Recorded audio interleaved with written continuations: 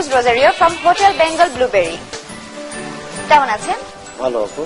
আজকে আমাদের জন্য কি নতুন রেসিপি আছে? আজকে আমি ব্যানানা লাচি তৈরি করছি।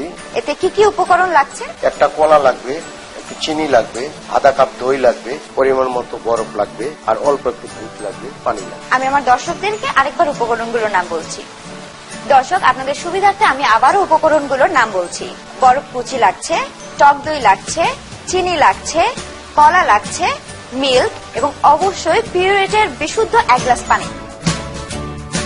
অল্প পরিমাণ বরফ নিচ্ছি। আচ্ছা, আমরা দই দিচ্ছি দই কতটুকু লাগছে? আধা কাপ। এরপরে আমরা কলা দিচ্ছি। কলা কতটুকু দিচ্ছি? একটা কলা। একটা কলা। 2 চামচ পরিমাণ চিনি দিচ্ছি। অল্প পরিমাণ দুধ দিব।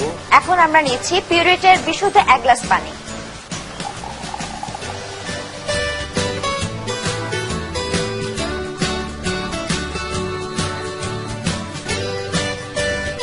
দর্শক, এই জুসটি কিন্তু খুবই হেলদি, আর সবচেয়ে বড় কথা হচ্ছে কি, যাদের ডায়াবেটিস আছে তারা কিন্তু এই জুসটি চিনি ছাড়াও খেতে পারবেন।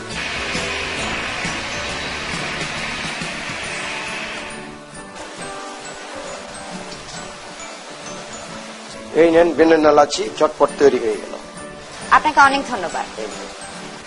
দর্শক, এই জুসটি কিন্তু অনেকই হেলদি এবং দেখতেই মনে হচ্ছে অনেকই মজাদার। আপনারা অবশ্যই বাসায় ট্রাই করবেন, আশা করি আপনাদের খুবই ভালো লেগেছে। আজকে তাহলে বিদায় নিচ্ছি, কালকে আবার দেখা হবে। ভালো থাকবেন, আল্লাহ হাফেজ।